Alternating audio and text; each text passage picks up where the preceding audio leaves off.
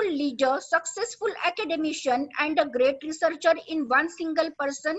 Yes, we have such a successful leader, successful academician, and a great researcher. The whole digital platform is vibrating and echoing his prominence. Chief guest and also a keynote speaker of this webinar, Professor S.N. Singh sir from IIT Kanpur. Professor Srinivas Singh obtained his MTech and PhD in electrical engineering from Indian Institute of Technology Kanpur in 1989 and 1995 respectively. Presently, he is professor in Department of Electrical Engineering, Indian Institute of Technology, Kanpur. Before joining IIT Kanpur as an associate professor, Professor Singh worked with Uttar Pradesh State Electricity Board as an assistant engineer from 1988 to 1996. With Roorkee University, now IIT Roorkee, as an assistant professor from 1996 to 2000, and with Asian Institute of Technology, Bangkok, Thailand, as an assistant professor from 2001 to 2002. He was Vice Chancellor of Madan Mohan Malviya University of Technology, Gorakhpur during April 2017 to July 2020. Professor S.N. Singh has conferred with several awards, including Young Engineer Award 2000 of Indian National Academy of Engineering, INAE, Khosla Research Award of IIT Roorkee, and Young Engineer Award of CBIP New Delhi, India, in 1996. Professor Singh is a recipient of Humboldt Fellowship of Germany 2005 and 2007 and Ottoman State Fellowship of Denmark 2009 to 2010. Professor Singh became first Asian to receive 2013 IEEE Educational Activity Board Meritorious Achievement Award in Continuing Education.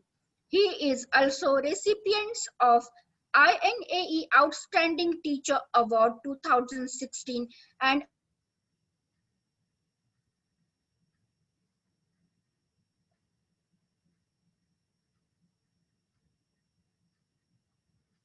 Some problem? Yes, sir, I think so. Some network, huh?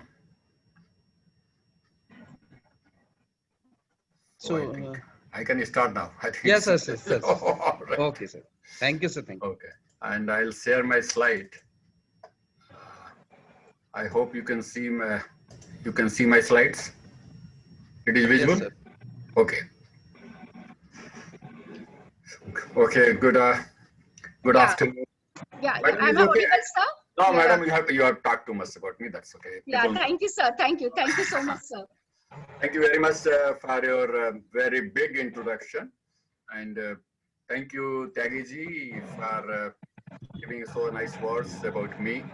Really, I'm thankful to Dil Kumarji because I met at various locations, various places, basically, for the different purposes. And I can say special thanks goes to Mahabir Naruka because he approached me, and normally he says I never say no.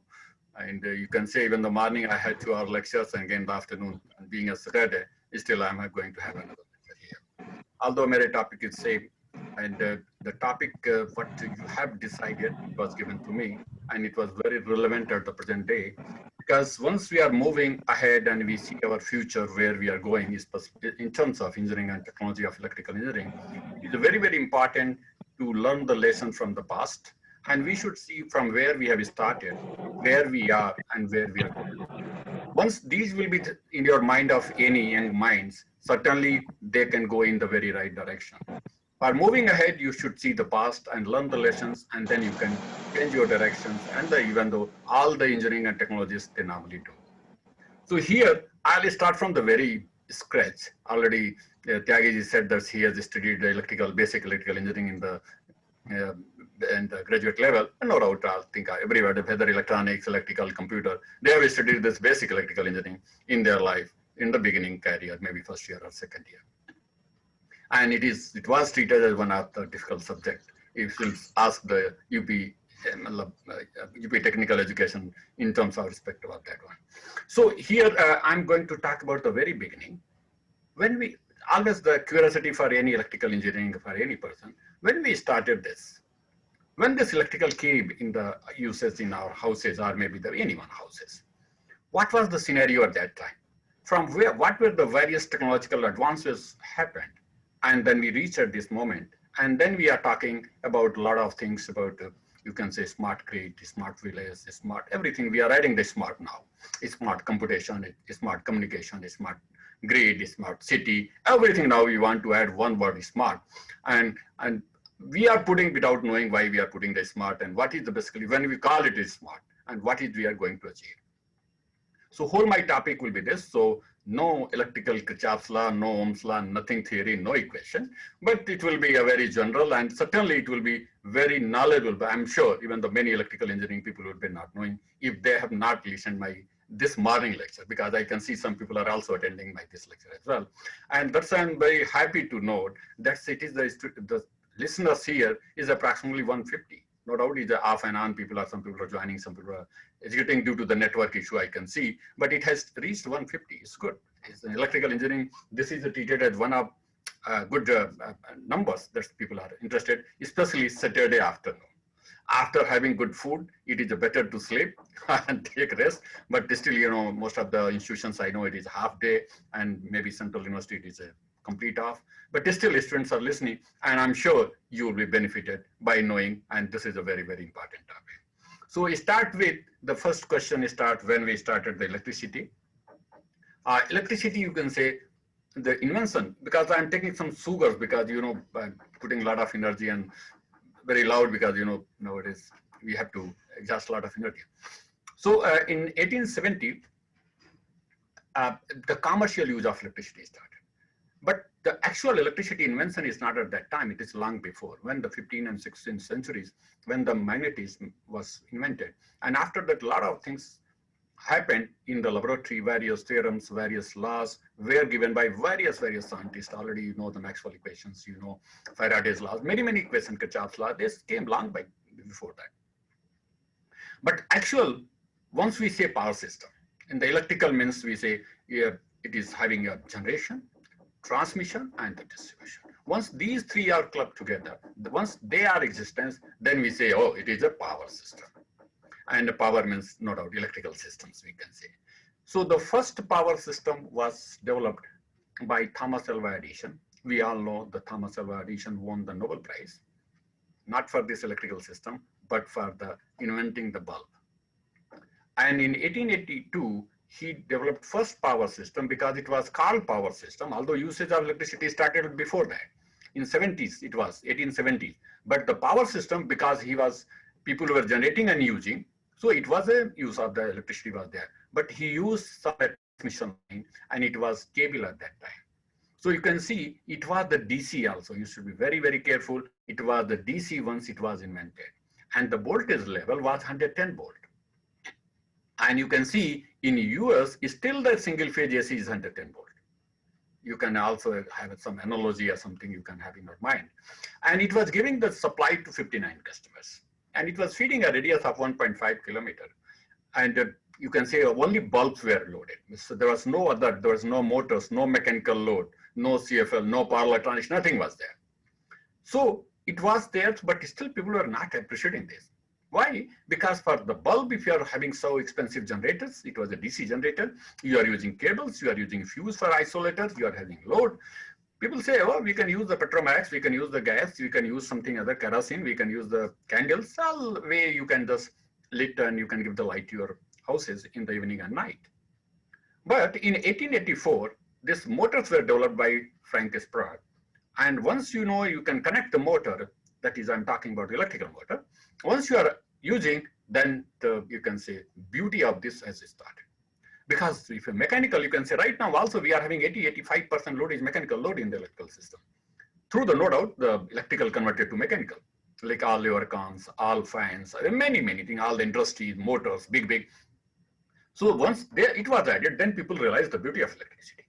And then it just started using. People keep on using it. So all across the developed country, this system they were generating, transmitting, and they were using it. So then they realized that there was some problem, because once you know the all electrical engineer, those are here, they know P is equal to V into I if it is a DC, and then power factor can be multiplied if it is AC. So if you want more power, the power is increased. If you want more power, then option is you can increase the voltage or you can increase the current. Of course, you can increase both also. Or power factor is, let's suppose it is a DC since it was DC. So the current increase is very dangerous in terms of losses, I square R loss, voltage drop IR. So it was increasing current was not a good idea. And the voltage increase was not possible because the transformer only works in AC, as you all know. So in the DC, the transformation cannot happen. So the only option that you can increase the terminal voltage of generators, a DC generator. So that you can increase, no doubt. You can, but you can design the insulation. At that time, insulation technology was also not very much mature. So then people went for very small voltage. You can say 110 volts only. So what people decide, why not we can add the series generators? And they added also. They tried to increase the voltage up to 13 system, and it was very much popular in the France, and it was known as Thury system. This Mr. Thury basically worked only, very unfortunate, he died in only 35 years. Once he died completely, the whole system was dismantled because this was very risky and it was step voltage. It was not a continuous increase of the voltage. So now we can say at the same time, the 1980s, the people realized that there is a problem in the DC if you are going for larger usage. Unless until you can increase the voltage, no power electronics, nothing was there, no transformer. The voltage only it was possible to increase the voltage by alternator. If you are increasing, then insulation problem, there is a slip ring problem, there is commutator problem, all problems started. So there was also a limit about that. So at the same time, the transformers and the AC distribution system were developed by the William Stirling of the Westinghouse. So there is a problem. Due to this problem, always there is a competition between the AC and DC, whether we should go for AC or DC. So the first AC was developed in you can say in 88, you can find the Tesla developed the various polyphase. Polyphase means single phase, and then polyphase means three phase. The three phase system he developed, and he developed power, generator, motor, transformer, lines, everything. And the Westinghouse company purchased all the patents. So now you can say all the AC was with the Westinghouse, all the DC was this Thomas Alva Edison company. It was Edison. So two companies were there. So always it was a fight that which system is better. The controversy started because both were started growing. First single phase system was developed in 1889, and this was 21 kilometer, and the voltage you can say only 4 kilovolt. Single phase, it was the basically hydropower station in the Willamette Fall, and that power was given to the Portland area of USA. So it was not possible at that time. They tried with the DC system, but could not materialize because huge power and huge length of the line, and it was not successful. Then they adopted the first single phase AC system. So then it was, people thought that's either AC or DC. So that's the controversy started. And finally, I can tell you, this is the DC lost the game and the AC started growing. So the DC was dismantled, phased out completely. And 1893, the first three-phase system, basically 2.3 kilovolt, 12 kilometer line was constructed between the Niagara Falls. It is also had at that time thermal was also not very much popular, only they were using the hydropower plants. So the AC won due to that simplicity in generation, simplicity in the utilization, simplicity in the transmission. Again, I am leaving one question. You can see from single phase, people started directly to the three phase. Now the question is that, why three phase? Why not two phase? Why not four phase? Why not five phase?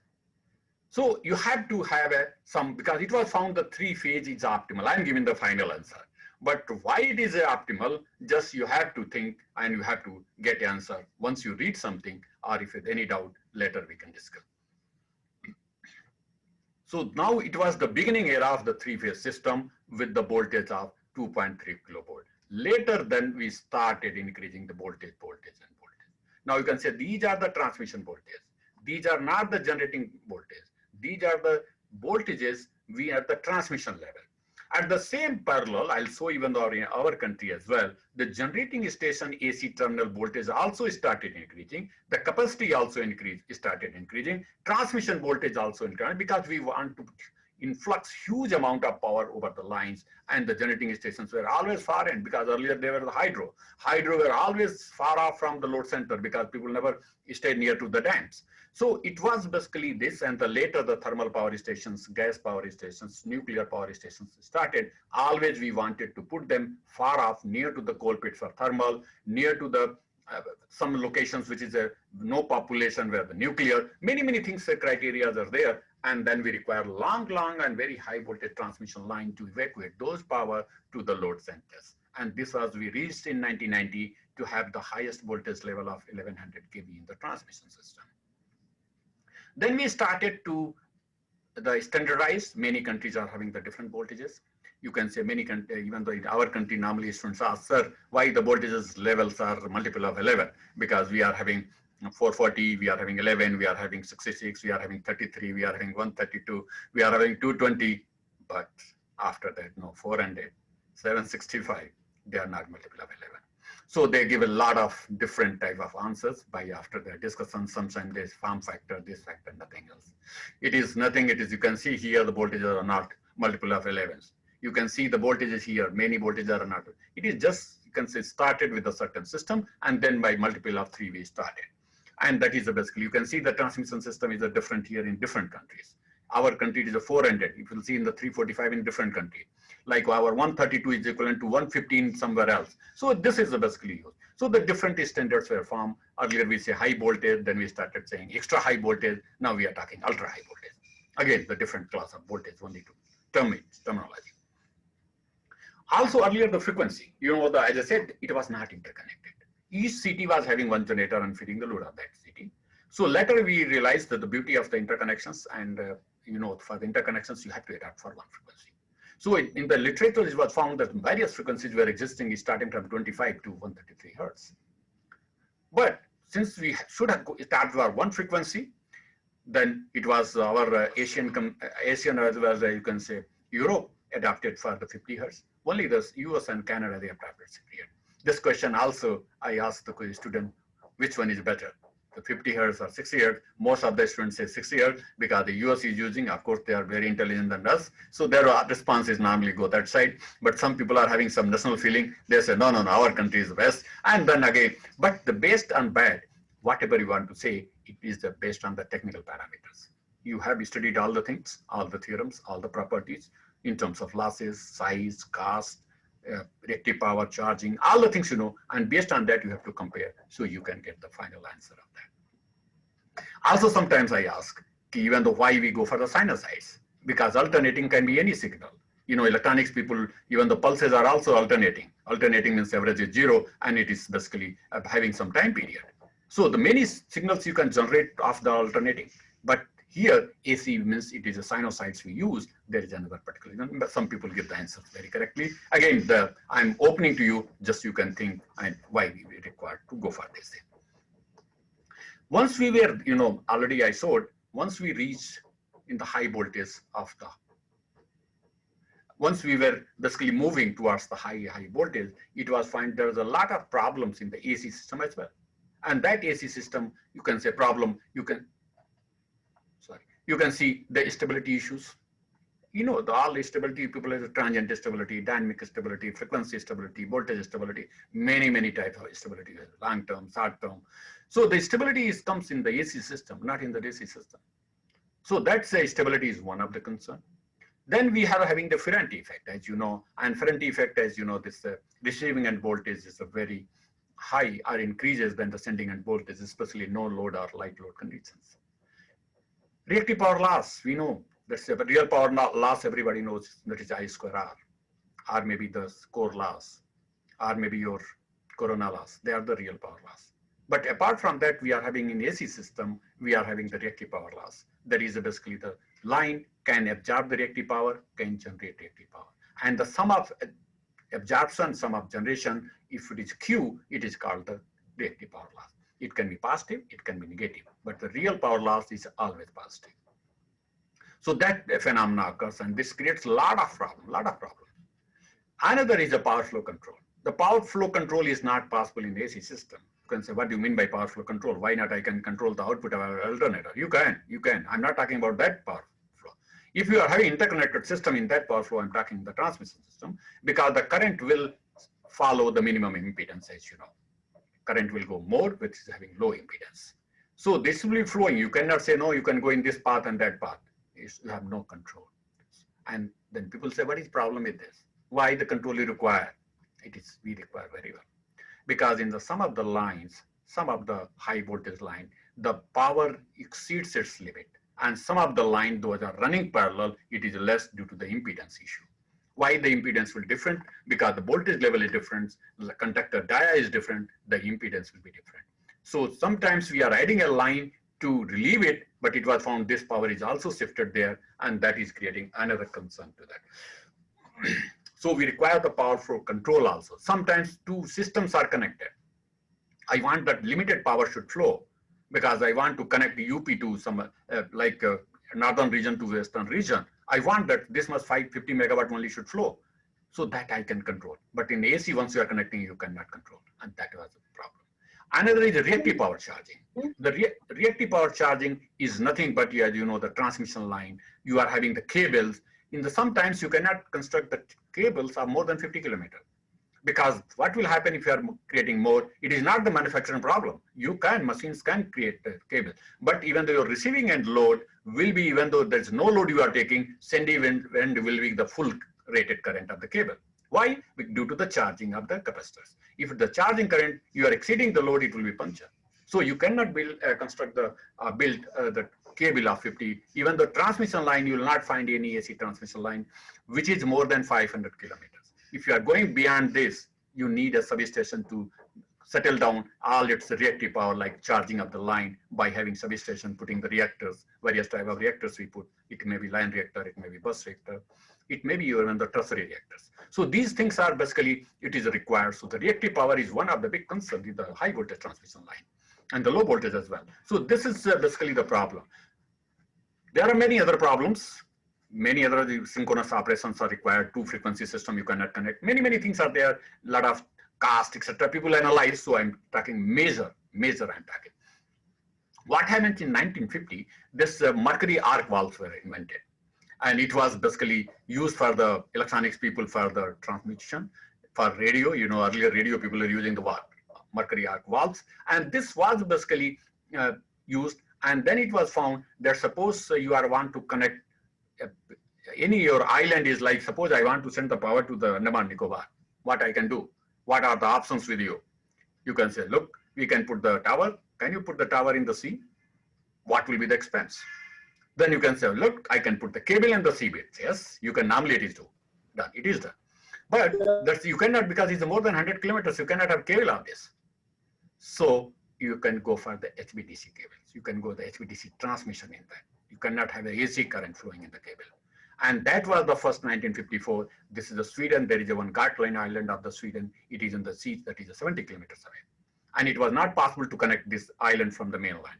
And this mercury arc valve were used, and they were treated as the first HVDC transmission system. And it was connected and it was running successfully. But there was a lot of problem in the mercury arc valves. So then, you know, in 70s, the power electronics came, and you know, all the diode thyristors, now IGBTs, many type of devices, electronics people know better than I electrical engineer. And now we replace the mercury arc valves. You cannot see that now, it is nowhere. So then we started those, because these are the switches, and by the switching, closing and opening, we can achieve our objective. So then DC, which later we started, it was basically now the thyristor based, or means IGBT based, not the mercury arc valve. So then we started adding the HVDC, because there are a lot of advantages compared to all these problems are solved, but the HVDC systems are also having some problem. So that is, one is the high cost. The cost is related to the terminal equipment. This terminal equipments, basically you require converters, both end. One is rectifier, another inverter. You require filters. You require other compensating devices, cooling, lot of things you require. So the cost of the terminal stations increases. And due to this, the cost is there. So if you're going for short distance, cost will be higher. But if you're going for long distance, you'll find that AC transmission system is expensive than the HVDC. So always there was a crash, trade-off point. Earlier, this trade-off point was 800 to 900 kilometers. Means if you want to transfer the power from more than 800 kilometers, it is better to go for HVDC line. But now due to the technological advancement in the power electronics and cheaper cost of the terminal equipment, now it is coming to the 500 to 600. And this is there, so now you can find in our country, we are going to massive HVDC lines because it is a better, it is in different term. Another is harmonics. So harmonics is generate, as you know, it is your sign is chopped off many times switching due to the switching. But we are having the devices to eliminate it, but still some of the harmonics enters into our system. And we are having some protection system still, but still some of the harmonics are entering that may cause some extra losses corresponding to that. Another problem is the point-to-point transfer. That is a very, very important. The point-to-point transfer is that if you are sending power from Rihand and power is taken at Dadri, this is a line is approximately 800 plus kilometers, you cannot tap intermediately. But in AC, you can tap anywhere. That's why people are stealing the power. That's say Katia laga liya bhai. So Katia just neutral on earth, you can take power everywhere. No problem, its system will operate. But in DC, if you are tapping power, it will not operate, it will be collapsed. It will be, current will be zero.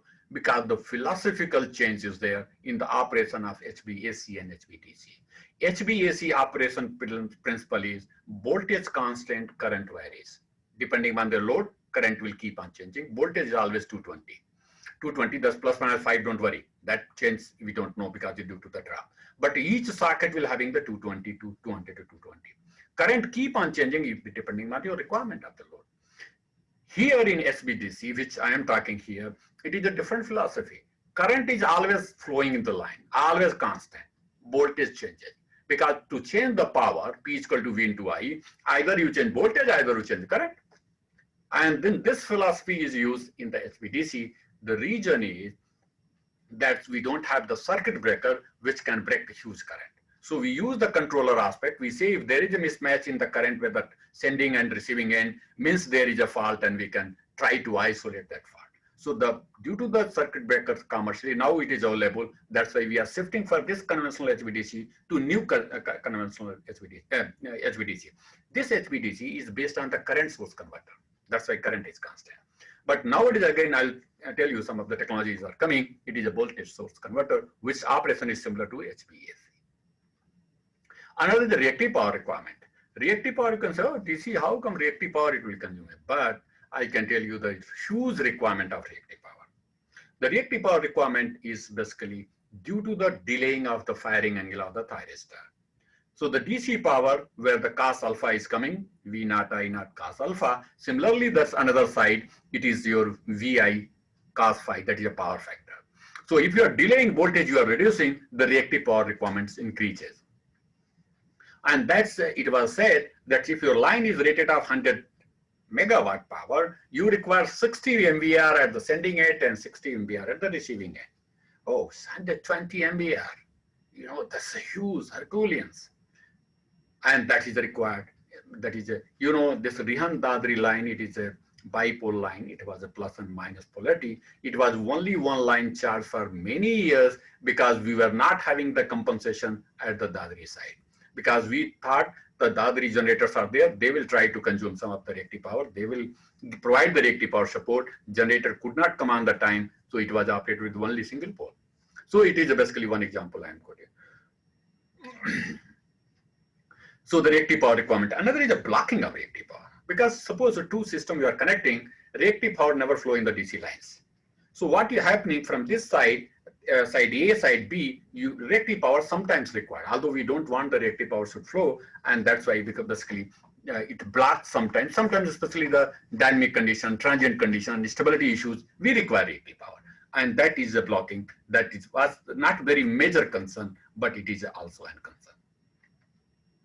Now coming to our India, you know, here earlier if we start, as I said, the power plant is started with the cities. Most of the cities like Lucknow, Kanpur, Riverside project with the Gorakhpur, all the cities were having very, very small powerhouses. It was 1 to 5 megawatt, and it was near to the river, near to the some ponds, And you can see the most of the cities are normally near to the rivers, or it was having big. So water was used for drinking, water was used for generating thermal power stations as well, if it is not a hydro. So it was the local, then we started connecting districts, and then finally it is a state. So it is a state electricity board were bought. Then we started to connect into various states, then it was the region which start. And that's, you can say, we divided whole India in the 5 regions. 5 regions, you can say northern region, western region, southern region, eastern region, and northeast regions. So the 5 regions were there. So they were operating, they were connected each region to other region, but not a synchronous connection, not AC interconnection. It was a DC to DC connection. And as you know, DC and DC connection, you can operate 2 systems with their independent frequencies. You can control the power of flowing from one region to another region. So we had here, like in Vindhyachal, back-to-back connection was there. We were also having either southern region with the Chandrapur connection was there. So we had here in the Sasaram, we had many like back-to-back connections. These regions were connected. Later, we thought that why not we should operate a national grid. All the grids should be having the synchronous connection so that we can have the frequency. So you can say October 1991, northern, eastern, and eastern regions were connected because they were the limited capacity. Very small amount of power generated and consumed were there. So these 2 first connected, and you can say after 12 years, we connected one big region, that is a western region. Still, we were not connecting our region where it's the northern region. In 2003, after 3 years approximately, or 2.5 years, you can say the northern region was also connected. And the national grid, where the southern was last connected, and it was connected on 31st of December 2013. This was planned to connect even the 1 year before, but it was delayed due to the blackout which happened in July 2012. On 30th and 31st, the 2 major blackouts were there. We were given the operations, PASOCO Power System Operation Corporation was very afraid, and we were also involved in that. So they were basically delayed this, and they were fearing if they will connect and the grid fails, whole India will be in dark. But you know, the technologies are there, and from there 2012, it is almost 8 years, and there is no issue so far. Recently there was a problem in the Bombay, but it was due to another operational issues. You can also say our consumption pattern, the deficit of the power started, you can say, it was keep on increasing, decreasing, and finally we have reached up to the very small energy deficit or power deficit. You can see here the power deficit is more than energy deficit. That is also question why. If the deficit is there, this should be same, but why this power deficit is more than the energy deficit? But it's still in some of the state, not in all the states. And this is based on the restricted power. What is the restricted power? Restricted power, that's the power the government is declaring, look, I'll give the 18 hours to the village. So this only based on that 18 hours calculated, not 24 hours. If you're 24 hours calculating all over the state, then the power consumption or demand will be very high. So it is a restricted, basically, they declare I am giving 18 hours on this. And they declare, but don't give that hours. So that's the restricted demand I'm talking. Now, you can see this is a scenario.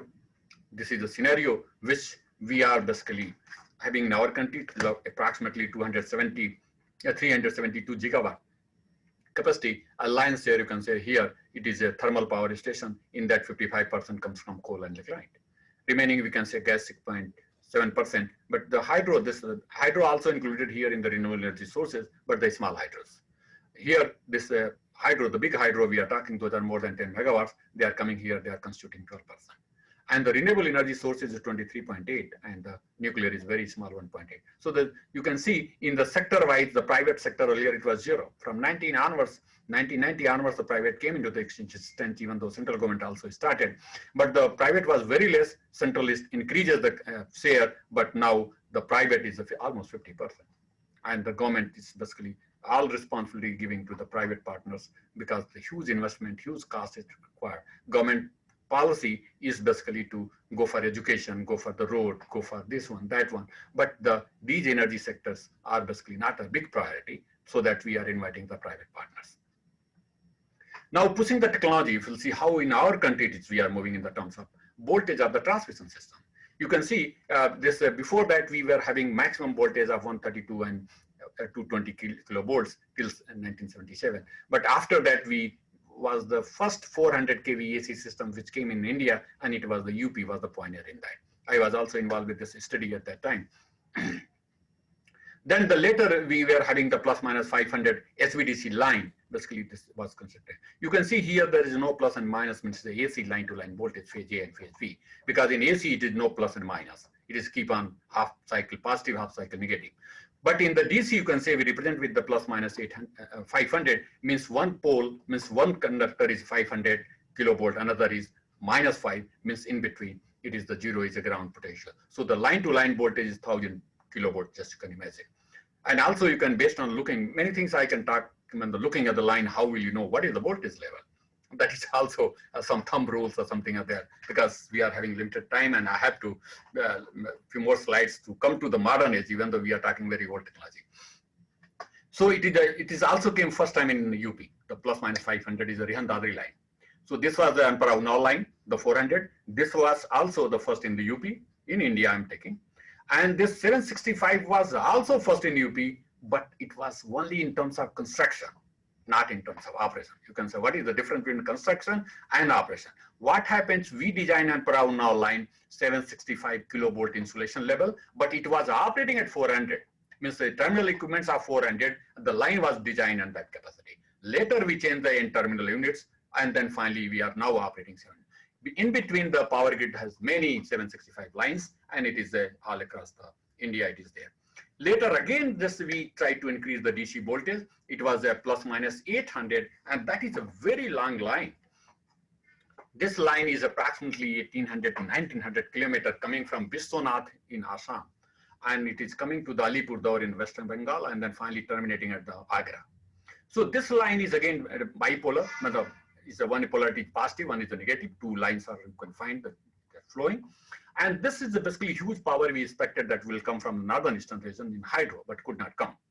But we constructed this line, and this line is basically also, you can say, it is a passing through the UP and terminating at UP, of course. And this is the first multi-terminal. Multi-terminal means for any HVDC station, you require sending and one receiving.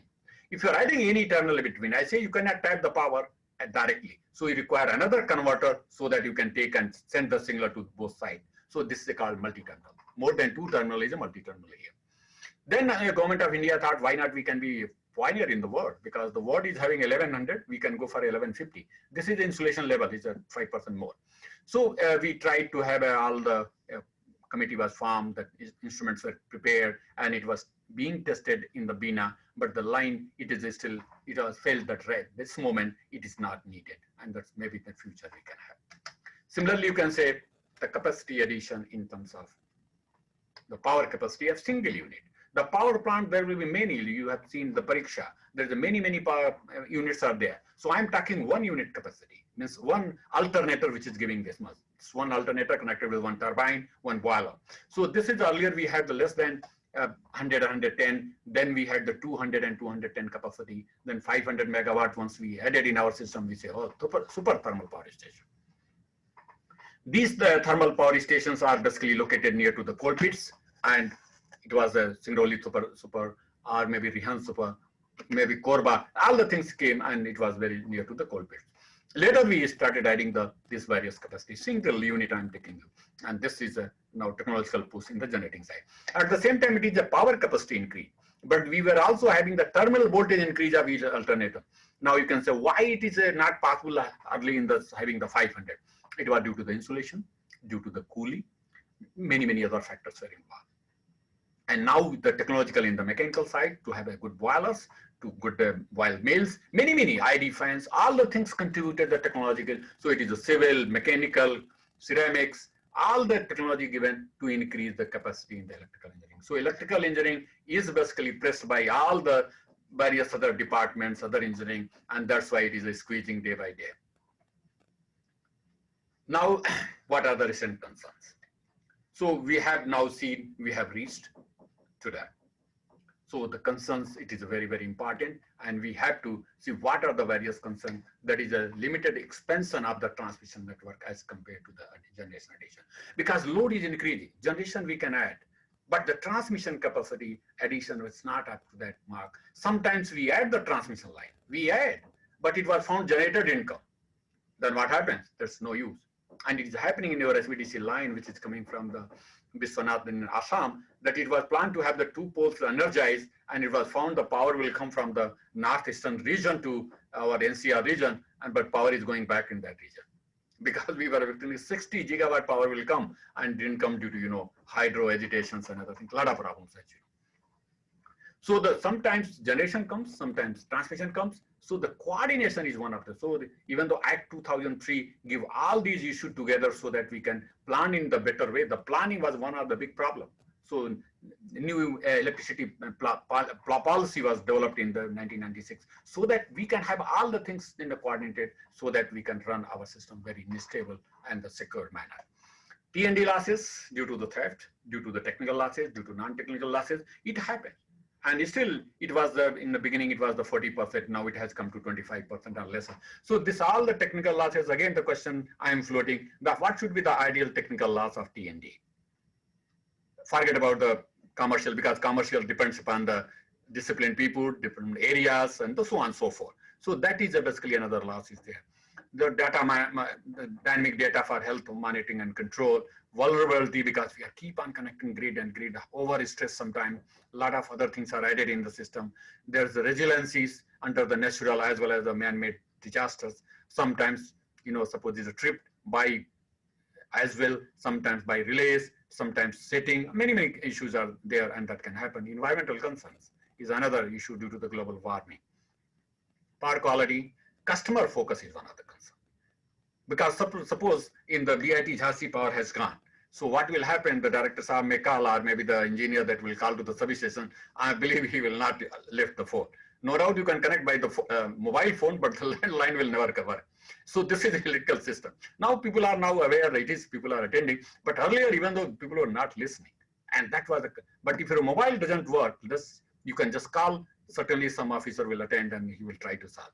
So that's the customer focus is missing in the electrical system because you don't have an option. Mobile, you can switch your SIM if they are not working properly well. You can go in different network.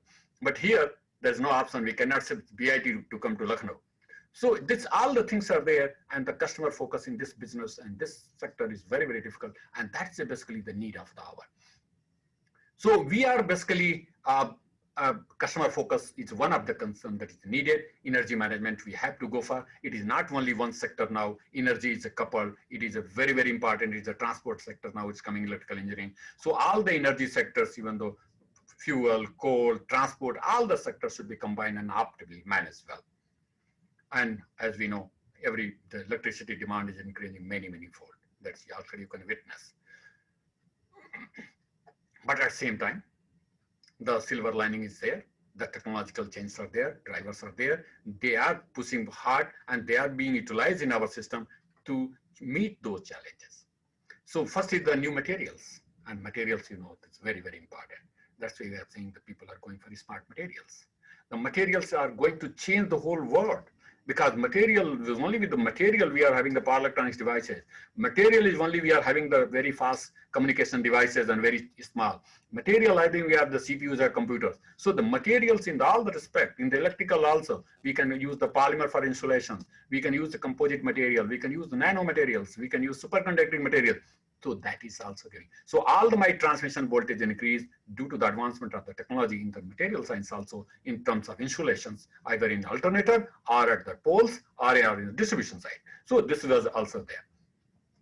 Another is we have to use the natural, because we have exhausted our natural resources. We have to take the nature's other renewable and alternate energies, that is the renewable energy, because we have to protect our environment. We are also having the various other devices and technologies like power electronics devices already I told. They are going to play a very vital role. They are already playing. They are still going to play in a different way. DSP, digital signal processing, that you can have the good signaling. You can have sensors. You can have IT, the information and communication technologies. And those technologies can be used in electrical sectors that to make the better, though we can minimize the losses, we can make the smartness, and many things we can achieve the objective. Another is maintaining the security, reliability, and resiliency of the large interconnected power system.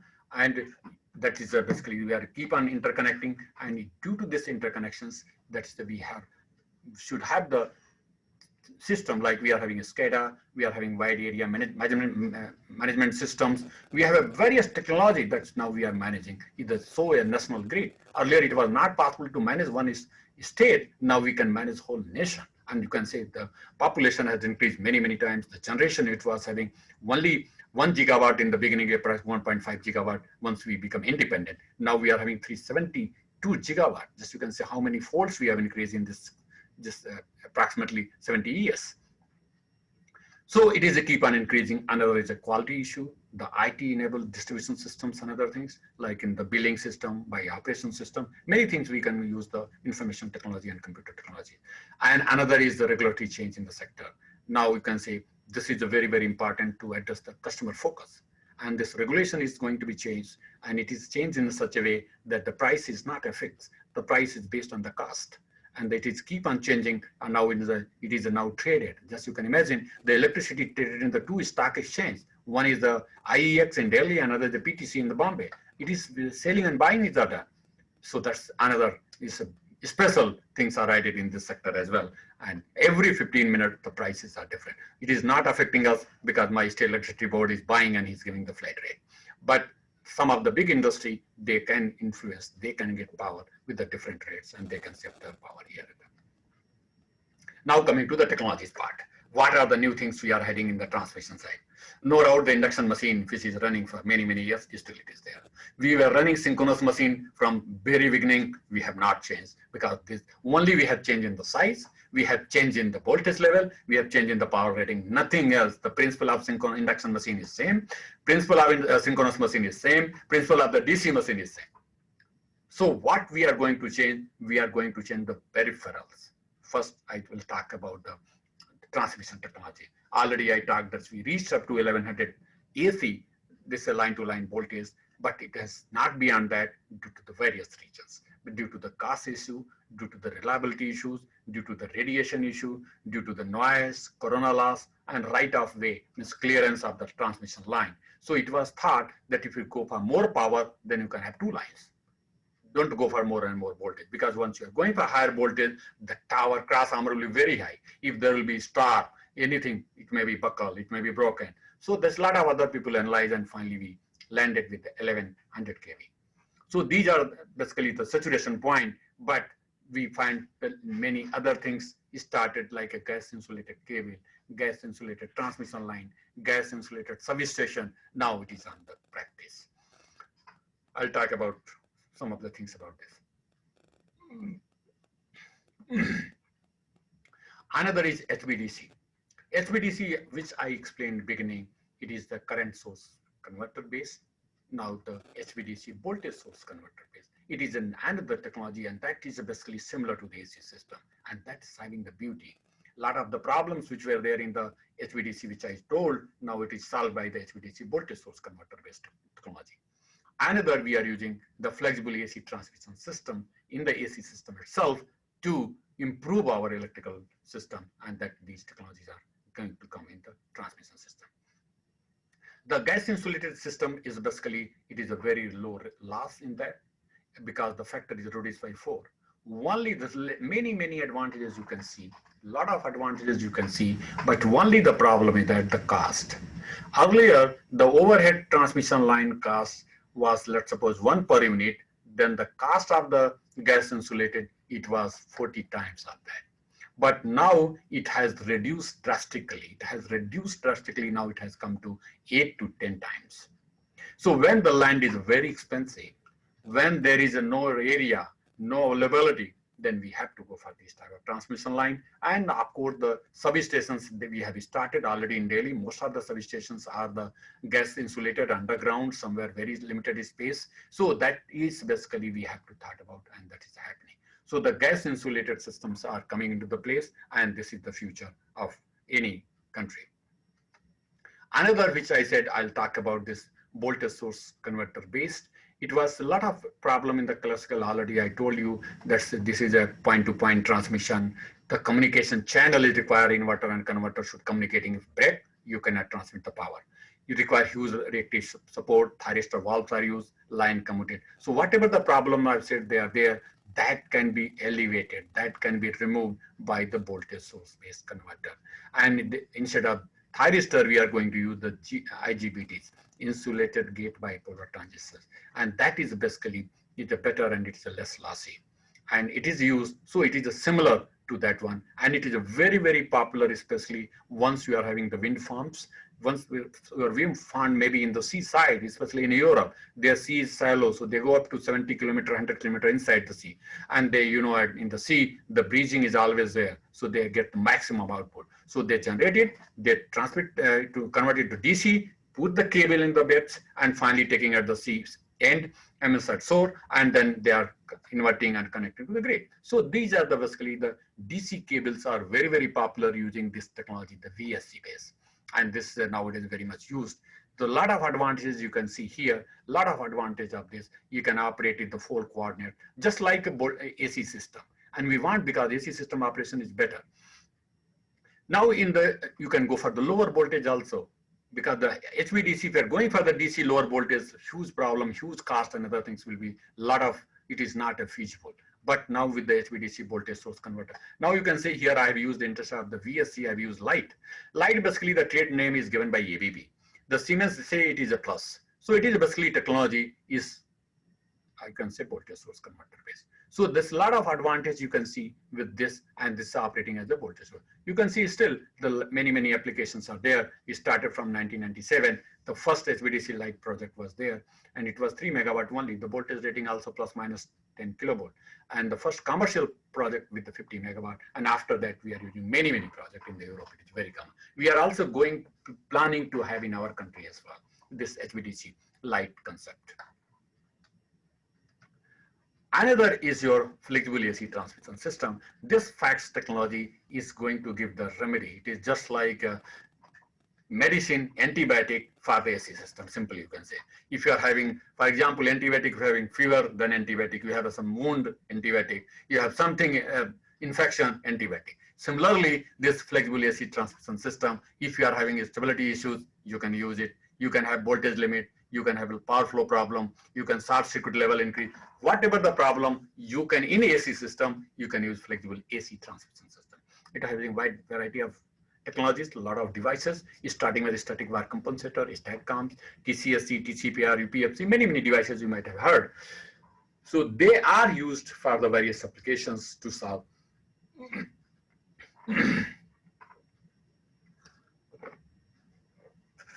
So these are the various problems that basically is solved. So it is a very generous, and a lot of people are doing. So what, you know, this FACTS, it is also power electronics based, because the power electronics devices are, once they are, then it is called FACTS, which increases the flexibility, which increases the controllability, then it is basically along with the power electronics devices. So the HVDC also power electronics, FACTS is also power electronics. The question is start which one device you are going to use.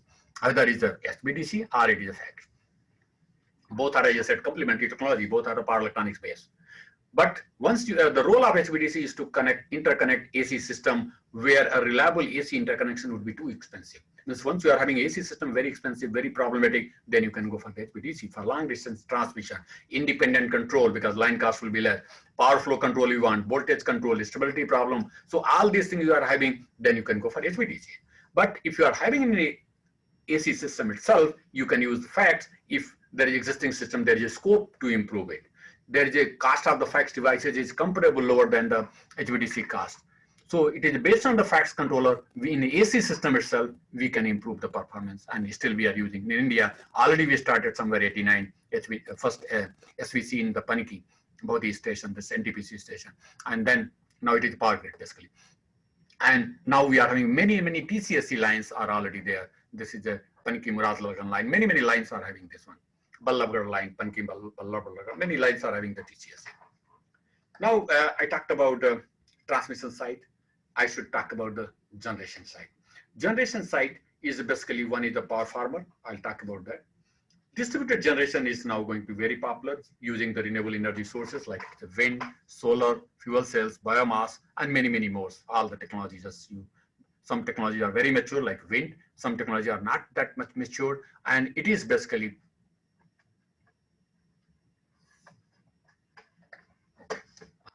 So it is they are basically already used. And one is the combined cycle power plant because they are very simple to construct, very in 1 or 2 years you can have. And also you can find that it is very, very easy and very, very efficient as well. And these are the basically things that is now it is having, because it is a combined cycle power plant. Now people, if you are using heat also, it is giving another beauty to this. And that is basically started. Okay.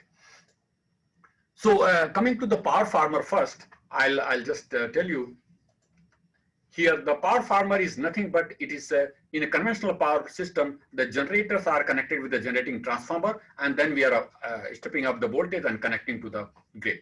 Because the terminal voltage of alternator cannot be very high due to the various security, various laws, and various other issues. So we are having a transformer, we can step up, and you know why we step up? Because we want to control, reduce the current, I square R loss, and the voltage should be less. So the GTs are used to transmit high voltage. So this basically in this concept, they said we can remove this and we can construct the alternator in such a way that there's no need of the voltage, directly we can connect to the grid. So that it can improve the reliability, it can improve the life cycle, it can be many, many things, and loss is also reduced. And you can see the principle of this and this is same. And this technology was known to everybody, but only in terms of construction, in terms of design, in terms of making alternator is changed by ABB, and that's, they say, the power farmer. Basically power generators and the transformer. So what they have added, the power farmer they have used. So the many, many advantages, I'm not saying what are, because transformer and alternator weight, if you add, it is very, very high transformers. So if we are riding in the alternator, the cost is not going to be very high because we are using something else. So to understand this, I'll just simply say this one. This is the bar slot where we are putting this rates are basically the copper bars we use, no wiring. It is a big, big strips we insert with the insulating material around this.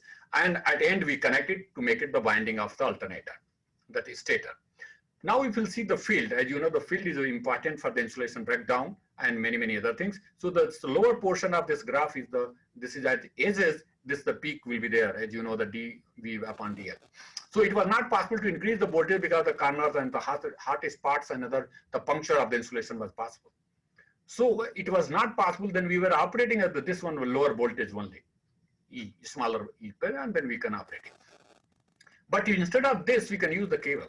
You can say, what is the difference? Why not the earlier people were using cable? Because the cable connection was very, very difficult inside the alternator. So now they are having the good cable connection points, very good joints are there. So they, instead of this, they have a circular slots, put the cables and connect this. So the field is going to be minimum. As you know, the surface of the circular is always uniform and it's very small. So you can say this, with this, we can have this voltage. So the voltage you can increase in the same setup without any violation. Same generator voltage can be increased. And this is the power farm. Another, coming to the distributor generations, the various names earlier started once people, then they were going for very small. So they were started talking about the dispersed generator, generator is small, it is a different one. So the dispersed generator is having the 250 kilowatt less, normally we call it the distributor. But nowadays this differentiation, the change, everywhere we calling the distributor generations, because if the capacity is keep on adding in the system, and it is basically, you can connect, it can be rooftop, it can be utility end, it can be farms also. Now distributed generations are more, even sometimes 10 megawatt. Now farms are also solar farms, even the wind farms. So capacity is just like a power plant. One wind farm, it is more than 400 megawatt, because we are having 2 or 5 megawatt one turbine, and then you can connect in series and parallels to have that one. So that's basically also coming into picture. It has a many advantages, many advantages. I'll come later, I'll show you. So, but the microgrid as another concept is arising, where especially this we cannot have the reliable. So the microgrid is a small scale power supply network providing power to a small community where this reliable interconnections, reliable power is not there. And you can say microgrid may consist of many things, distributed generations, including your renewable energy sources. You can have a storage system, you can have a power electronics, you can have loads, and the network is small network. So the microgrids people are talking, even though now even the people are going further, they are saying, why not we can have picogrid? Picogrid means you can have in the house also different voltage level you can have, because your charger may require, some device require 5 volt, some device require 12 volt, some device require many volt. So why not we can have a thus person? So people are also talking about the nanogrids. So now what are the various challenges? Question starts, which type of microgrid you want, AC or DC, or mixture of that, and why? If you're having decided, I go for AC and DC, I'm not, because if I'll take this time, even one requires one issue, a lot of time to explain. So, but it is an open question for you, and you try to explore, and you'll find in the literature they are given.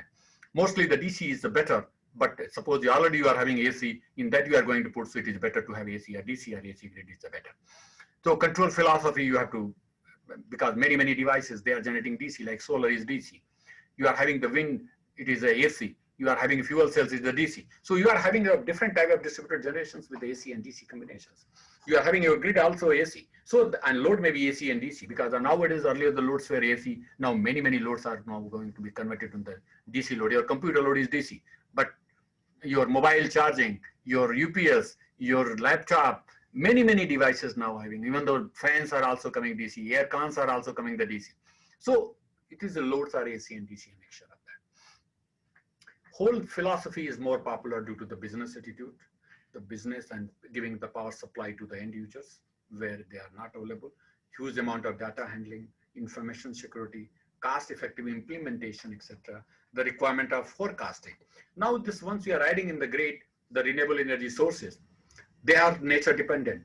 At this moment, it is the power may be there, sun is there, or maybe wind is there. Maybe after 1 hour, it is no more. Maybe 5-10 minutes, there is a cloud, there is a rainy, the wind is gone. So then huge surge is there, how to generate, take power from the alternator. You know, even the alternator, if you are going to start, it requires 2 hours, 4 hours. Even there is a hot roll condition. You can increase the ramp rate, so, but if it is a turn on, it should be turned on at that time. So many issues. You know, Tamil Nadu is having highest wind, but the highest down was there in that Tamil Nadu due to the very erratic behavior of wind. So forecasting for the natural resources, we should require the price forecasting, load forecasting, solar power output forecasting, wind power forecasting, and service forecasting. So many forecasting are required to operate our grid in the very secure, reliable, and stable manner, and that is there. Another, the demand response. We should be responsive. If the demand is more, our price is more, we should consume less. And that philosophy will adopt. That will improve the grid, that will be your cost will be minimized, and the grid will be also better. Fast analytical tool, integration of renewable energy, at which voltage, which you are going to, how much power you are going to connect. What should be the requirement that you have to connect? Otherwise, they will keep on connecting, disconnecting, they will disturb the grid, and the grid may fail. So there is a grid codes and etc. people are making. Power quality. This is also one of the issues, and people are trying. They are introducing harmonics and interharmonics in the grid. That is more dangerous, and that requires some tools to analyze, to mitigate, to even protect, and all the things are required in that one. So each area people are working. These are the basically research topic for the individuals. They can think and they can address those areas. People are already working. It's not that you will be first, but still they can explore and you can work in this area. Various advantages, I don't want to tell. You can see it is having the microgrid means encourage the green energy power sources like RES, and also it is easy to interconnect with those microgrids. You can very easily control. You can minimize the T&D because transmission and distribution requirement can be minimized because your load centers and generation centers together. Just you can see the technology always take a 130, you can say 180-degree turn. Once we started one power system, the loads and generations were together. Then we started shifting our generator far end. And now we are again talking that we should have the generation near to the load ends. You can see again the technological advancement. So we are having rooftops, we are having wind, wherever we want to have the very locally so that the transmission and distribution network can be minimized, the losses can be minimized, reliability can be improved. Many advantages that can be there if you are having the microgrids. So the present power system now, I'm talking where we are going, just now I'll come in that one. So the present power system is nothing but it is relying on the fossil fuels. Especially you can see it is a thermal at 60+%, 62% it was there. Load follows generation, means once load is increased, generation must be increased. We all know that the load and generation must be balanced. The load frequency control you have studied. AGC, automatic generation control, you have studied. One complete course is there on that, or one chapter is there where you have studied.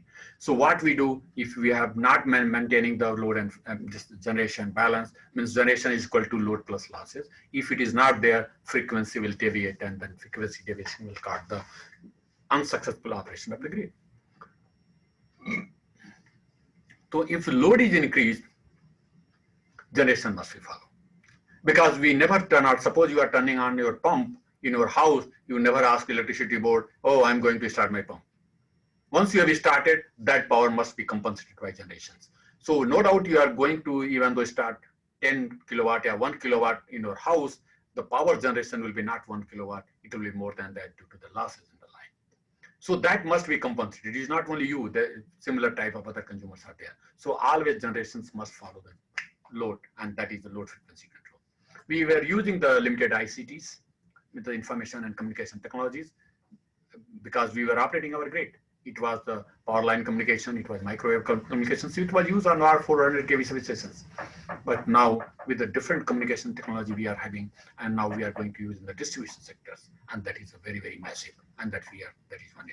So our future power system that we are going to rely more on renewable energy sources, clean coal. If you're using coal, you have to wash it, and then you have to burn it. You are going for more nuclear.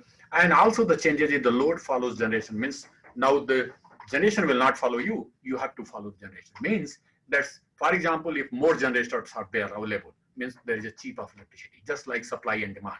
If in any market, more potatoes are there, price will go down. If no potato, price will go up. So similarly here, more generation means less price. So I have to watch the price, and based on that, if the price changes. If it is a flat, nobody bothers. But if the price, for example, this hour the price is more, people will switch off even though their video, and they will only go for the audio because that will also consume some more power. So this is the philosophy. So it will be now load in the now competition where the prices are keep on changing, buying and selling is starting with the different rates, the load will follow the generation. And it is happening all over the world, in our country as well. More ICTs, more smart meters, these are basically used of the day. So the future grid will be the smarter grid. And for the smarter grid, you require wide area monitoring and control system because grid is very vulnerable resilience. You have to make it. So that's, you have to have all the control very sophisticated. You can say even though just even the COVID, when our Honorable Prime Minister declared on 9th, that's the 9 p.m., the power will be, people will be shut off their lights and go for the candles or Deepak and Diyas. So at that time, how much it was a pressure to the operators of the grid. They were expecting that there will be 14 gigawatt load will be reduction because they were expecting it is only light and fine. And based on that, they say, oh, 14 megawatt, and they were well prepared for that. And also it was sudden because it was not, because it continuously whole day, it was in the just fraction of minutes, it was, the load was changing. And to the, you just surprise, it was 31 gigawatt load reduction. They expected only 14. It becomes 31 because we were very smart. We thought, and a lot of, rumors were there. Oh, voltage rise will be there, voltage surge will be there, your fridge will burn, your AC will burn, everyone turn off all the devices in the house. Due to this, they failed. But finally, you can see very successfully it was managed because it was known to us. It was known to us. If it is not known, nobody can manage this grid. So that we require, and these devices, the wide area monitoring system, we were having one device in IIT Kanpur, one device in Bombay, IIT Bombay, and based on that, we are very clearly predicting what is going to happen and the system and signals where people were watching. So that we are having the technologies, and those technologies are basically, it is help, and you can see people were all over the world, people appreciate it. There's just people have managed this grid, and that you know, huge amount of power. We require the secure and reliable and green operation. We are going to have the coordinated energy management, full integration of distributed generations in the large central power station. We have to trap the power wherever small distributed generation there, we have to use and utilize it locally. And we should also go for the customer focus. As I said at the very beginning, the customer focus is one of the concern. So you have to start having the competition. Suppose I'm not happy with the UP State Electricity Board in the power, I should take the power from other boards as well. I can buy from Tamil Nadu. you will be surprised to know when the Honorable Chief Minister or Mayawati is there, then power was purchased from Tamil Nadu for the UP. So it is now the government is allowing with the regulations that the power with the big customers can buy if state permits. So UP has not permitted, but other states like Gujarat has permitted. So you can buy power from Adani. You can buy power from anywhere. Transmission lines are there. You can just have an agreement. You have to pay the transmission charges and you can use. So the customer service, I want that it should be similar to that we can have. That's if it is not giving, I can change my supplier. But not your connection, because wire will be same, connecting your house will be same, but the power of others can flow, and it is very easy. Nowadays, not a big deal. We also want that in the future, smart grid means we have to harmonize the local legal framework for a long cross border, not cross state, not is a interstate or intra-state. It is a cross country. Means we are having interconnection with Bangladesh, Pakistan, Nepal and Bhutan, but of course not with the Pakistan. So this is also because their requirement, their resources are different, their requirement timing is different, our requirement time. So using all these things, we can help each other, and that is also happening. And that is basically the smarter grid will be there. So the advantage of the smart grid is that it will increase operational efficiency, it will increase energy efficiency, it will increase our environmental efficiency, means better environment. So impact will be minimized. And of course, it will give the better customer satisfaction. So all these things you can doing all this smart grids, future grid, using all these things, you can achieve. And which is basically, it is going to, so it is, we are moving towards, that's why it is not a smart, I say smarter grid. Because every time we are trying to achieve one objective. So objective, maybe for US, it is not a T&D loss. For our country, it is a T&D loss is the big concern. Our country, the giving a power to end user is a big concern. But there it is not a concern. Their concern is how to basically give the customer focus, how to give a green power to them, how to have the environmental, etc. So there basically the concern is basically top bottom two. Our concern is the top up two columns. You can say first and second column, first row, you can say simply. So that is there. Now you can see here, I'm showing this is a Sahara jitters. You can see what is the technology, what we can think of the future technology. You can see this is a big square which is showing, it is shows that the 650,000 square kilometer area, if you can tap the solar power, it will be meeting the demand of whole world, not only one country, whole world, just imagine. Even the small square which is showing here, this area is 18,000 square kilometer. If you can type this, it is going to meet the energy need of whole Europe. Idea is very good, right? So why not we are doing this?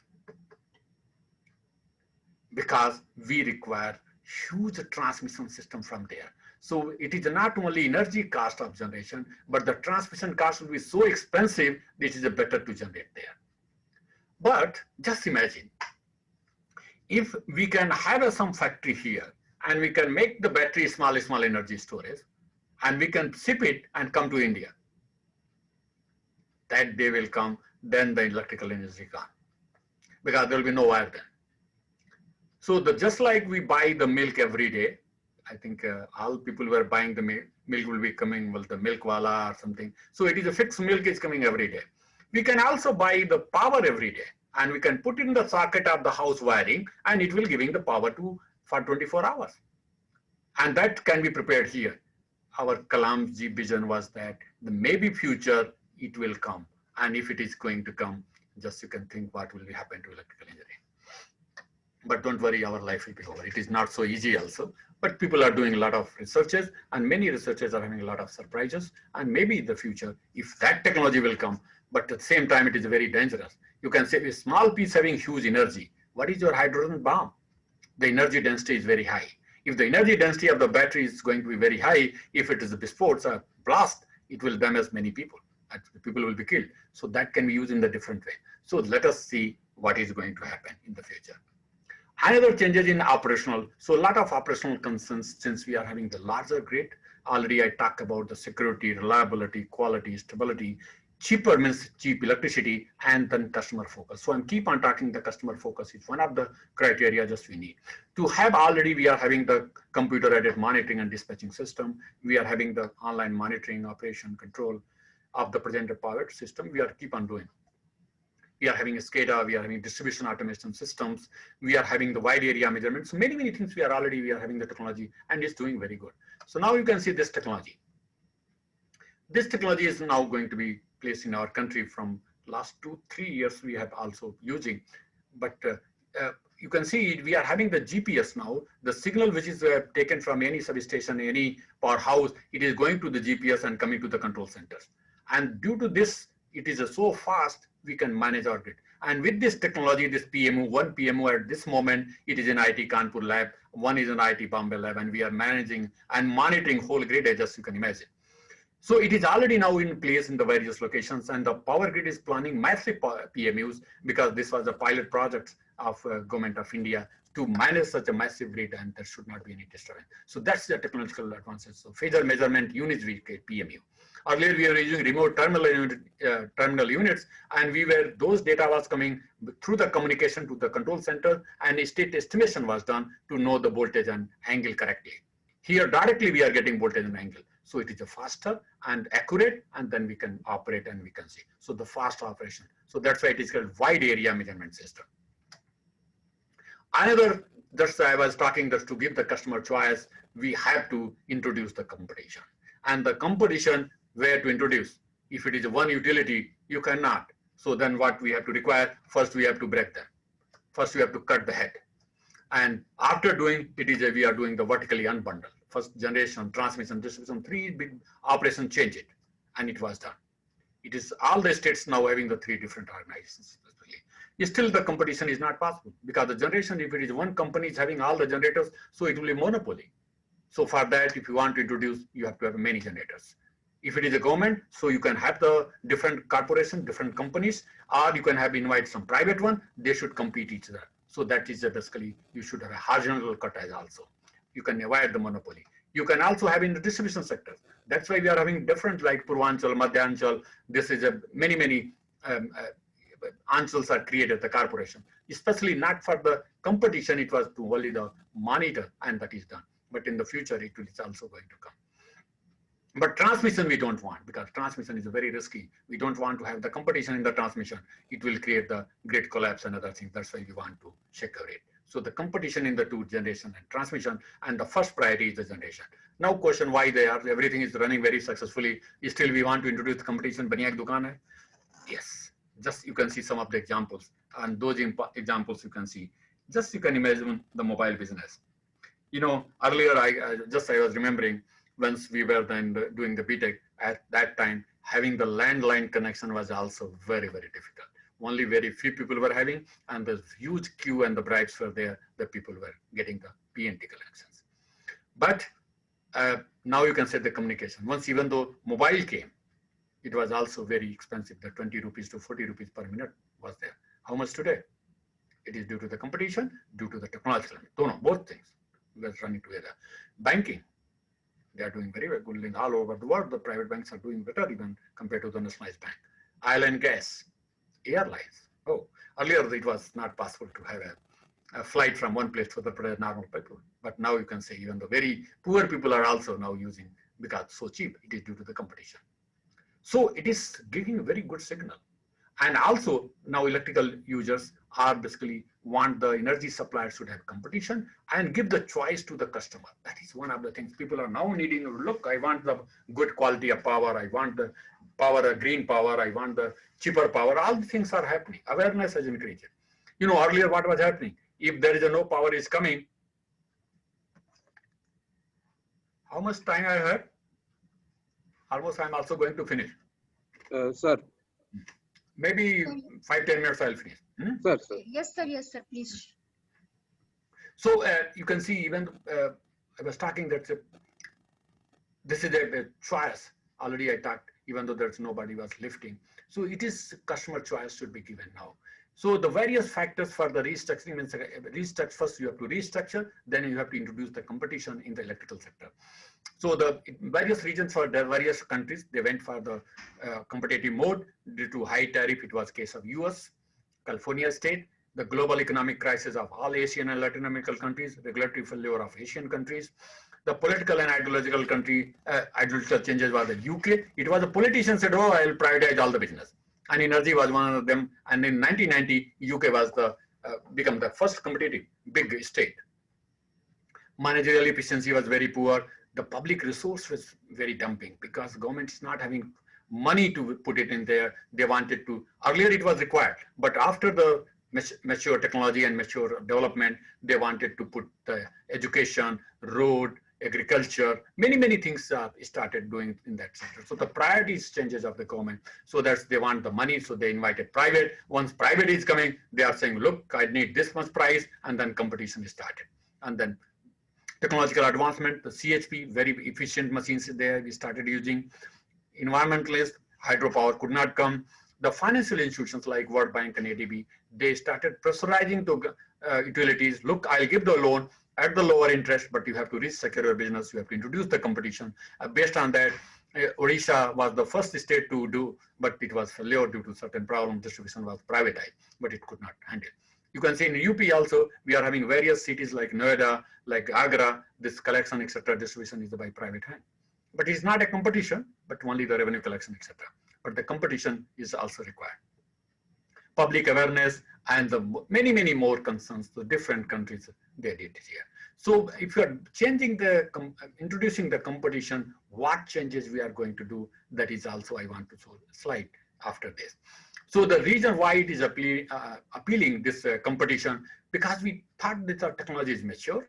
We are having many other technology, like we are having the IT, we are having computer, we are having materials, we are having all the things in the place, very good, where we can manage our grid very efficiently with the competition, with the all operation technological and other devices are there. So it is said there's no longer necessary of the regulation. We have to go for the competition. It was expected that the price will drop.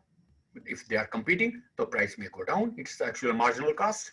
The customer focus is one of the concerns, which I keep on telling, that people will be attentive, otherwise customer will go and displace somewhere else. And it will increase innovation because people will try to manage very efficiently. They will try to generate very efficiently. So the whole, even the new technology will come. So the innovation will come in all the sectors, and that is the need, because we wanted this sector should also improve upon. Augment privatization, government wanted to sell up the power plants. Pariksha already sold, Tanda gone, Unchahar gone. So many they are gone because, state electricity board could not do. And based on whatever they had this money that was given to the NTPC and so on. So this is the government priorities changing. So it was appealing that we should go for the competition. What changes we are having?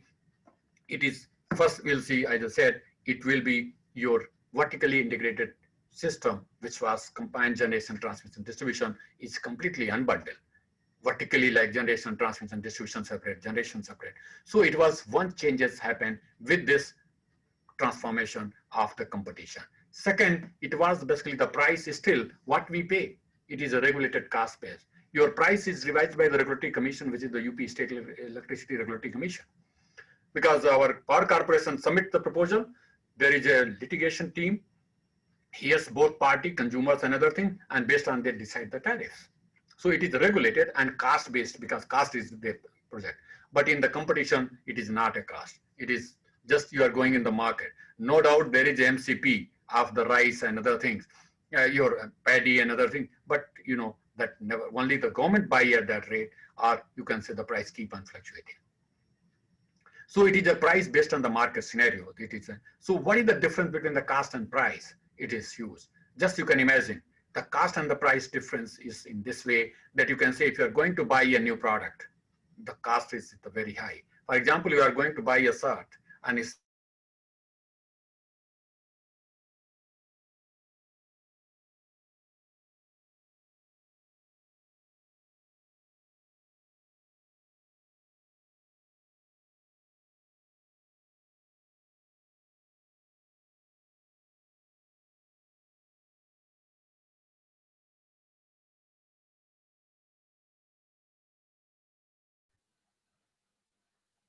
Mahavir sir, I think Mahavir sir.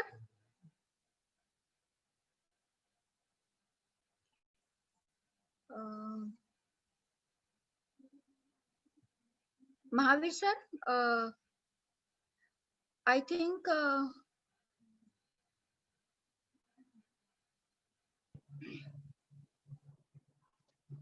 I think there is some connection issue now. Sir. Now he has Oh, rejoined. Yeah, no, Yes. no, there was some problem at my end. Yes, sir. Yes, sir. Please. Because the proxy was, the time was over. Okay. So it was the, I was talking about the cost and price. So I was saying the electrical price is negative also. Means the generating companies, sometimes they say, look, take my power and take money also. I think this is the unique business somewhere. You will not find any business which will say, oh, mera dahi bhi le lo aur paise bhi lo humse 10 ruपया. ये 10 like, you know, one movie I have seen, उसमें अपना वो शायरी सुनाता है, कहता आप पैसे ले लो लेकिन मेरी शायरी भी सुन लो. उसी तरह से this electrical business is also there. Especially in Denmark, in the night time, it is negative price. It's the reality. So why? You should explore the answer. Another is the, since it was operating in the monopoly and it becomes, we are trying to have the competition, and in this monopoly structure, this electricity is treated as a service, and in the competition, if anything you are just buying and selling, it is known as a commodity. And you know, the consumers take service and customer gets commodity. Just you can say, if you go in the restaurant, he will never say, oh, consumer has come. He will say, customer has come, because customer gets choice and consumer gets privilege. So we are the consumer of electricity, not the customer of electricity, because we don't have choice at this moment. So this is the difference between consumer and customer. But another change is happening. Most of the engineers are now doing the LLB and MBA degree because they have to manage the grid, they have to manage the business, they have to have a lot of disputes because in the competition. Because suppose I'm saying, oh, this generator, can you reduce because the grid is going to fail? You will say, no, no, no, I will not stop. So the dispute is started. So a lot of things are happening. You can say right now in high court, we are not giving a good liar who can, even though fight with our electrical systems, and they are charging very high amount. So that is also happening in Europe. Australia, it is found a lot of people are having MBA as well as along with the BTech degree. That is also needed. So this is your milestone of restructuring. You can say it is started with the Chile, then it's the UK. It's 90 once it happened. Then people started thinking. And then finally, you can say once 1998, US start, all over the world they started. And we have also started this electricity market in our country. And this is a stock exchange is there, power exchange is there, and they are very successfully. So with this, I should stop. I think many people are sleeping, so I want to wake. They should laugh. So I see normally, so this slide, you are very good. Those are electrical engineering, or even though other engineering, like even though Tyagi also studied first year. And this Kirchhoff's current law and Kirchhoff's voltage law are very common. And people are applying all the circuit theory they were solving. So I say, okay, apply the Kirchhoff's current law in this circuit, and then tell what will be the current in each wire. And if you are very good, then you can also apply the current voltage law. This is the reality. This you can see many, many places they are there. And finally, because we have to remove all these things, we have to have the technology, we have to go far and removing, but huge investment and other things are there. So basically, but we have to be, I simply say, should be very proud to be Indian, no doubt. In all this nut and bolts, all the cultural differences, we are having the technological push and we are moving towards smart technology in electrical engineering as well. Thank you very much. Yeah, thank you very much, sir. Sir, there are a few questions in chat box. Shall we take these questions? Yeah, sure. The first question is, yes, sir. The first question is, Saurabh Kumar is asking, I am representing RAC Mainpuri. It is sort of a non-technical question. Day by day, everybody is focusing on CSE department, and many people are not taking interest in electrical engineering department. How to transform our electrical engineering department that everyone take interest in electrical engineering? Basically, the choice and the interest basically lies on the various issues, because we are not going to take the education. We are doing the education for job. So our firm objective is to get the job first. So in the electrical sector, the jobs are very limited. Already I said that you can say technological changes. You have not changed induction machine for even more than 150 years. Principles are same. So only this, we have changed little bit around this. So this is going to be narrowed and narrowed, and many a times it is going to be automation. It is automatic way. So the job scenario in the electrical is not very good. That's why this interest is. And also here, if you are really good, no doubt you are going to get good job, no doubt here also. But what happens, we want the job just and very quickly. That's why people are basically moving towards the computer science, that they can go in the IT and other sector, because IT sector also influence electrical, because in electrical, many people are doing the IT, a lot of people. So that is a scenario is job, and that's why people are moving in that one. Nothing else. You don't want the education, you want the job. And then for the job, you will see where the job is more, and the probability is high, and people are running behind that. Yes, sir. Yes, sir. Thank you, sir. Sir, another question is, how realistic and how close with respect to time is OSOWOG One Sun Sown World One Grid project? Already I showed a very one, I think you just saw the whole one. Already in India, we are one grid we are having, but based on the completely solar, it's a lot of challenges are there in terms of inertia, in terms of controllability, and because it's a nature dependent, and many things. Already I showed if the Sahara problem is solved, means we can have the battery storage is very miniature, very small, and it is can be used in the houses. I'm sure that it will be one solar, one sun, and no grid even. Why one grid? No grid. Already I showed that job is very, for example, if you are just making the batteries near to the solar farms, you can basically transport by other ways. If it is not transmission wire, it will be better. So, but the solar percentage is increasing. Just you can say already we are crossing 20%. It may be going for not solar, all the renewable and other things, but we are having enormous solar. Wind is limited, because wind is limited, and it's, but the solar is in India, we are having 300 clear days in the 365, and it is all across the India. Many, some parts are no doubt, it's not so good, but still we are having. And so that's a lot of potentials are there. But again, the technology must improve. We should go for smaller panels. We can go for more output. If all the things will happen, so the day will come, we'll have a solar all over the world. Yes, sir. Thank you, sir. So next question is from Jessie Sahaya Shanti. What modifications are planned in our national grid and state electricity boards for the charging of electric cars? Are there any pilot projects? How researchers can join in that?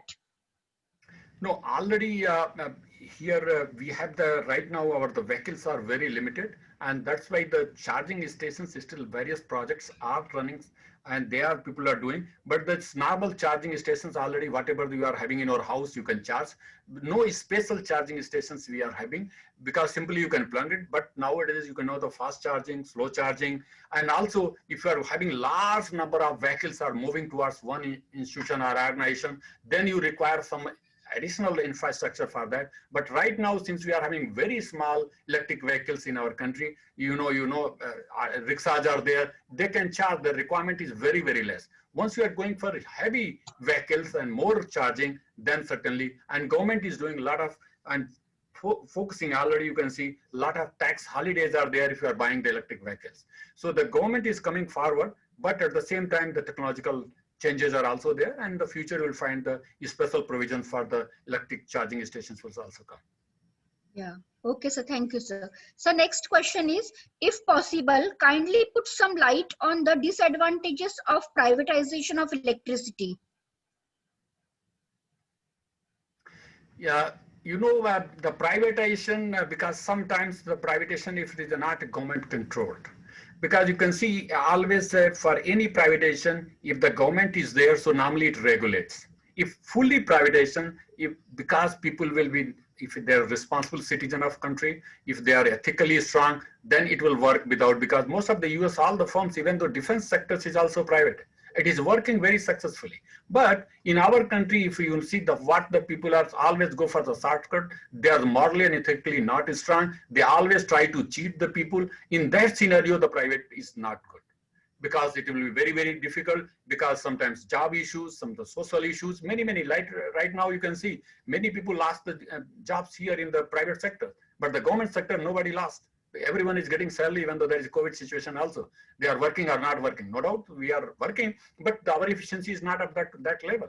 But so the privatization, we have a very good role. And if they are mature enough, they are going to, yes, it is a better. But sometimes if it is a complete privatization, no government control, it will be very chaotic to the, I can say, to whole system. Yes, sir. Thank you, sir. So next and last question is, in electricity field, privatization is necessary. There is no any exact disadvantage. Please tell us some disadvantages. I think this Of has been what? covered. Already I talked about this. Yeah. Yeah. Just it is a repeat question, I think, about. So let me ask once, participants, if you have any questions, please raise right now only, No, I can because see in the questions. chat box, one person is asking, sir, simply we are taking about the transformation of electricity, but today also some places deprived from the electricity. How? You Yeah. know, this electricity is, as I said, it is a growing, but it is not growing at that fast because we are not paying up to that cost. Because many sectors, you can say, government policies are in such a way we are giving free electricity, even though there is a lot of theft in this. People are putting the meters, we are bypassing. So the AT&T loss in the company, which is 25%, how it will be surviving? Cost we cannot increase because the government is saying, look, you cannot increase the cost because a lot of regulations are there. So in that, most of the electricity boards are in the red tape. This huge burden, huge loss. No doubt, I'm not saying the electricity board people are doing very good. They are also inside the people are also even though involved in the stealing of the electricity here and they are manipulating the bills. But even though ethically the end users are also not fine. So looking all these things, that's our generation is not added in that capacity. Already I said in the concerns, what is the demand? So that's why still many people are not having 24/7 electricity. And government declares, though I will give only 18 hours in the rural area. Many they are saying not 24 hours. So if it is not there because we don't have the power. And once we are, as you know, the electricity board, what they do, they are saying if I'm generating more, I'm going more loss. So because they have to buy the power from somewhere, from the private sector, private will not let it go as it is. So then the government has to support it. So still that's why we are depriving and government is trying that we have to go for the exploitation of solar and other things. People will be not deprived of electricity. It may be not the grid connected, it may be the isolated. And government is trying very hard for this. And once the solar will come, everybody will have the power. Yeah, thank you, sir. So last question, why we are implanting STATCOM system in many power grid substation? Please tell us something about it. You know, this STATCOM is a SUNT device, and STATCOM, as you know, static compensator we call, and just like is SVC. SVC is basically not a converter based anti-parallel thyristor we connect. STATCOM we use a simple converter. It is basically inverter. So we use this converter and connection to provide the reactive power support. And you know the in AC system, reactive power support is very, very required for the stabilizing the grid, for also the transforming the power, sending from one end to this another end. So that is required because you know earlier the Itarsi substation was so culprit. It was many times that the grid failure was due to the Itarsi substation because voltage was always 80 voltage, kilovolt. So it was we put the ones some static wire compensator SVC and it is started doing very fine. So the reactive power requirement of whole grid, because it is very massively highly loaded, we require, because sometimes we require reactive power charging, sometimes reactive power absorption, and these STATCOMs are good to provide both plus and minus whenever required. So, and reactor once you are putting it is only absorbing. So that's why we want a static wire compensator. There is a study for the stability and other issues, and based on that we are going to put this STATCOMs. Sir, can you have one question just arrived in chat box? Nuclear fusion, I don't know, yes. Sir. It is not a very, because still that technology is not mature. Only we are doing nuclear fission and nuclear fusion. It is still, people are doing the research. Maybe in future it will come. Nuclear, it is still, we are going for the nuclear fission. Yes, sir. Thank you, sir. Sir, actually, Director Sir has also joined this session throughout. So let me ask him some concluding remarks from his side. Okay. He's still remembering the name of the book B.L. Thareja, which he has referred in his first year of engineering. Still very well, right. Director Sir, please, yes. Sir. Thank you, madam. Thank you very much. Thank you, sir, for your nicely lecture, which you have. It was quite informative, and right from the chronological development which have taken place in the field of electrical engineering, right from the generation to transmission, then distribution, etc. And you have thrown the light particularly for the future researchers that what can be the other alternative sources of the energy to enhance the electric supply of the country, and which will definitely, because energy sector is very important sector world over, and lot of work is still required in the country, so that we can provide good electricity and to consumers at a cheap and rate.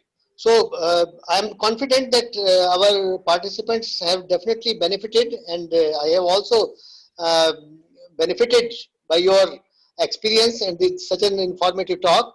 And thanks to the SPIU for joining hands with us continuously and helping hand of the SPIU team. And once our this transformation series based on the electrical engineering and transformation engineering technology is over, we are planning to hold another series from the Industry Institute Interaction.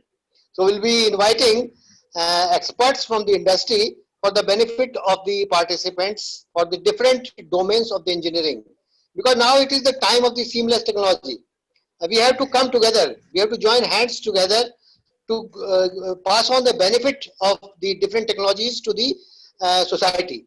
So that is my small comment. I am again thankful from the core of my heart to Professor Singh for giving this much of time, sparing his time, valuable time, and making this session alive. Thank you very much, sir. Thank you, sir. Thank you. It is Thank my you, pleasure. sir. Thank you, sir. Research shows that the climate of an organization is being influenced by an individual's contribution far more than the individual himself. And you proved it, sir. Sir, I wholeheartedly thank you for your inspiring, encouraging words, and above all, sparing your valuable time by accepting our invitation. We wish to express our gratitude to you, sir, for being with us on this event. Thank you very much, sir. Your thought-provoking address set a perfect platform for us on this important topic of today's webinar. Thank you so much, sir. I request all the participants that feedback link is given in the chat box, and I request Dr. Mahavir Singh Naroka, Nodal Officer Academics, SPIU Uttar Pradesh, to propose the vote of thanks of this webinar. Over to you, sir. Mahavir sir, over to you, sir. Thank you, sir. So on behalf, yes, ma'am.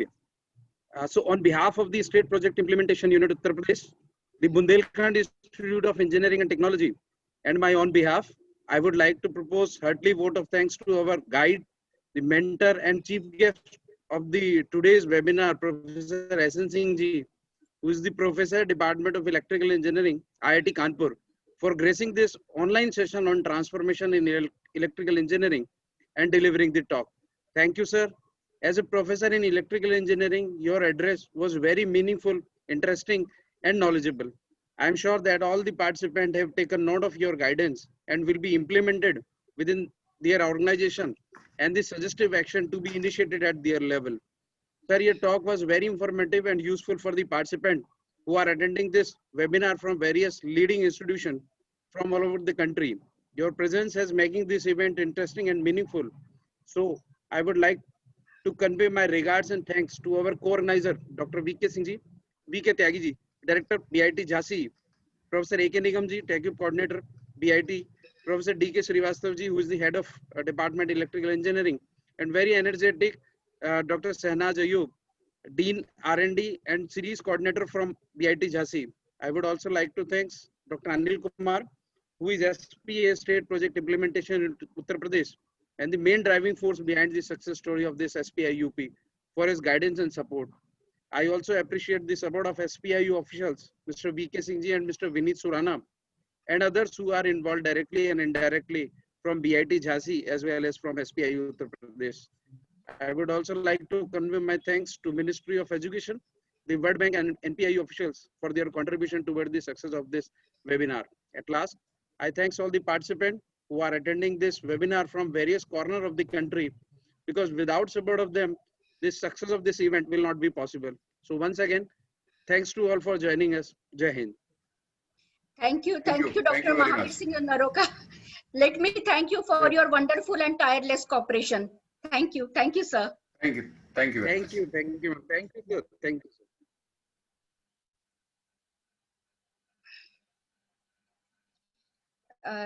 Shall we end the meeting now, sir? Because I think participants, they have taken the feedback link. Open for another 5 minutes, ma'am. Yes, sir. Yes, sir. Thank you, Director, sir, for your cooperation, motivation. Thank you, madam. Thank you. Thank you Yes, very sir. much for organizing the event so nicely. Thank you, sir. Thank you very much. Thank you, sir. Thank you, sir.